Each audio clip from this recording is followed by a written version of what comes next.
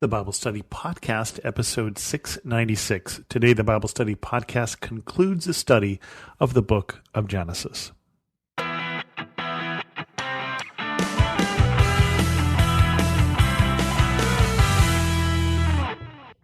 Welcome to the Bible Study Podcast. I can't believe it, but we finally got to the end. Genesis has 50 chapters. I do a chapter a week, so as you know, this has taken most of the last year.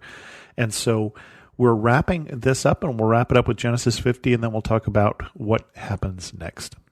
So you may remember last chapter that Israel/Jacob died, and so we're going to continue on from that.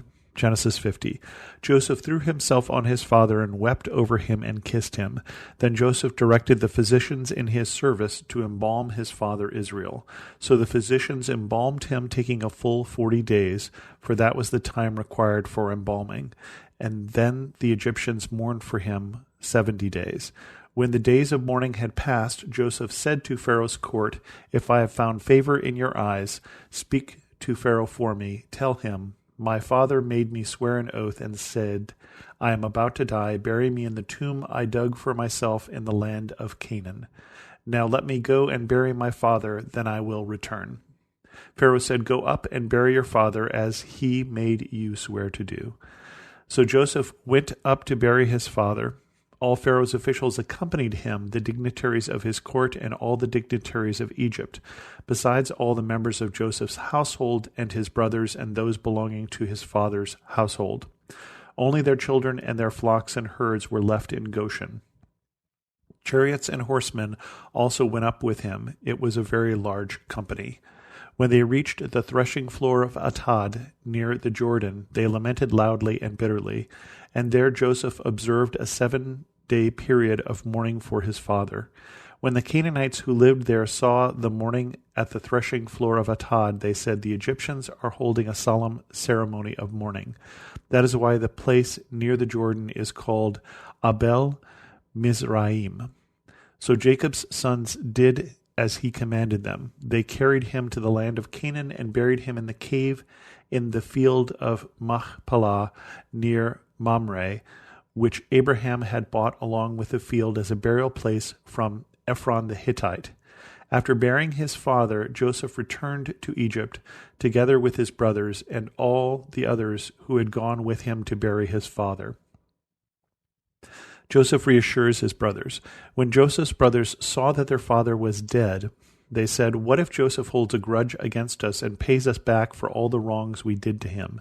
So they sent word to Joseph saying, "Your father left these instructions before he died.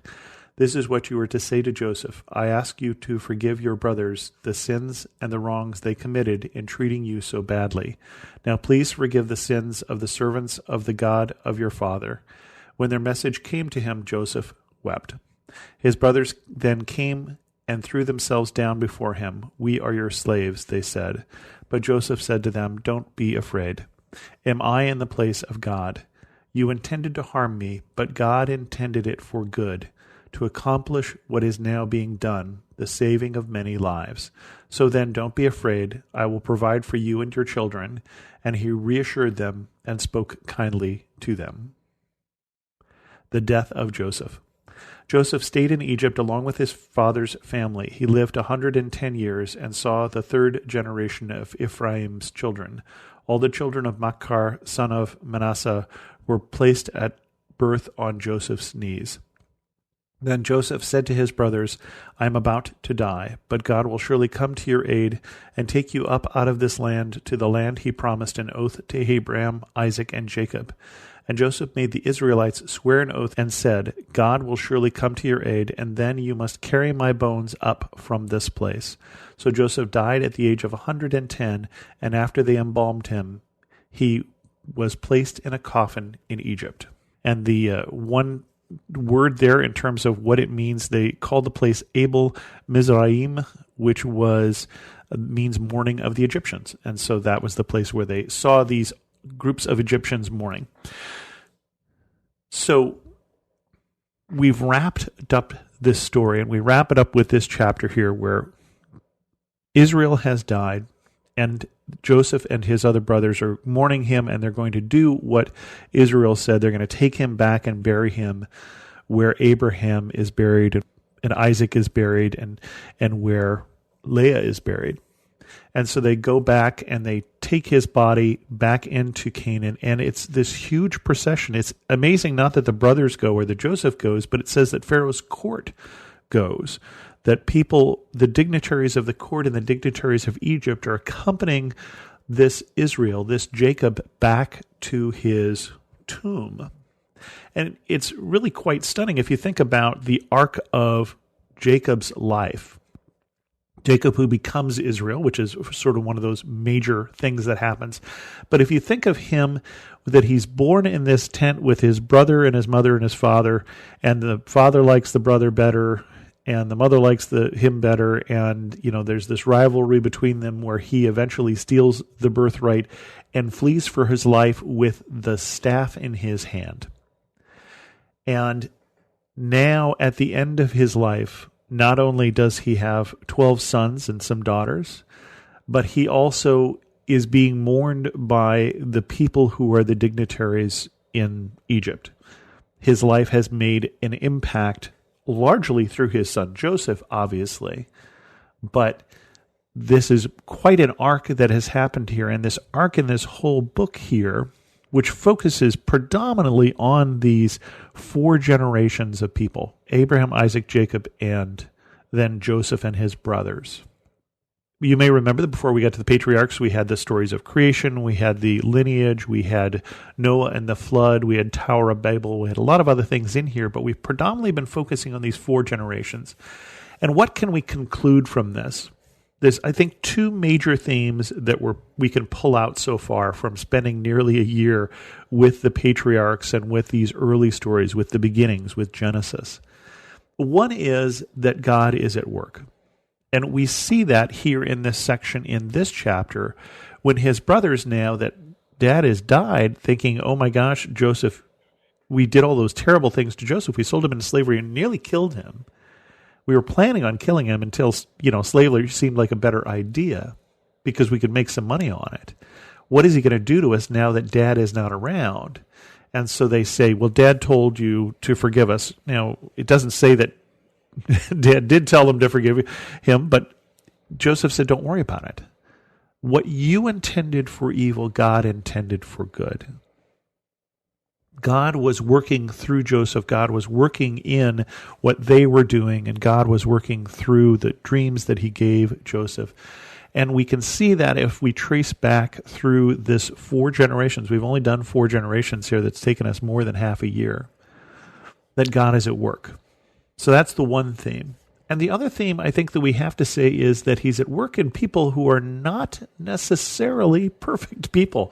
I mean, we saw Jacob was a schemer. He's stealing his brother's birthright. We saw, he and Laban and the rivalry between he and his father-in-law as they're trying to figure out the sheep, and, he and his brother Esau as the tension between the two of them. We see all sorts of things, the brothers here who become the 12 tribes of Israel who, basically sell their brother into slavery after they don't decide to kill him. He is working with flawed people. And he continues to work today, and he continues to work through flawed people, which is good because we are flawed people. And that is a good theme for us to know. Why did he choose this set of people? We know that Abraham has great faith. We saw that when Abraham is asked to give up Isaac after he's waited so very long for this child and is willing to sacrifice Isaac. That terrible story, but it does tell us something about the faith of Abraham. So we know there's something very special about Abraham. Is he the only person at the time who had that kind of faith? It doesn't say that. But God chooses to work through this family. And God chooses to work through us as well. And then finally, this story wraps up. Joseph dies. And as Joseph dies, he says, I know you're not going to stay in Egypt. which of course would be the next book, which would be Exodus, that story of how these people become numerous while they're here in Egypt. So numerous that the Egyptians start to think, oh, they're going to side against us if an enemy comes to invade us, and so they make them slaves. But if they're eventually delivered by God, again working through Moses. And Joseph says, I know the time will come when you will go back home again. You'll go back to the promised land, back to that promised land that God gave to Abraham, but Abraham didn't have enough people to keep. And Isaac didn't have enough people to keep. And Jacob didn't have enough people to keep. They're just a small band of, 70 when they came to Egypt? But they'll leave as a nation. And Joseph says, when you do, take my bones back with you. And so this kind of ends the first chapter of God's story with his people. The second chapter will be that story of Exodus. And then probably the third would be the time of the judges, and the fourth, the time of the kings, where we finally then get into, the New Testament, which is what we're going to jump to in next week and in 2 weeks. Next week, I'm going to do an extra episode that seems to be a lost episode of the last chapter of Revelation. So we're going to jump from the beginning to the end, because somehow I didn't seem to have done that chapter when we did Revelation a few years ago. And so we're going to do that chapter, and then we're going to start a study of the books of 1st and 2nd Corinthians. And that's going to take us, again, about half a year to get through those at this pace of one chapter a week. There's, I think, 16 chapters in 1 Corinthians and 15 in 2 Corinthians off the top of my head. And so that's going to be what we're going to do for most of 2021. So I hope you've pulled something out of this study of Genesis. I hope you have learned that God is at work, and I hope you'll come back as we dip a toe into Revelation and then as we jump into Corinthians. And with that, we're going to end this episode of the Bible Study Podcast. If you have any questions, send an email to host@thebiblestudypodcast.com, or better yet, leave a comment on this episode at thebiblestudypodcast.com. And thanks so much for listening.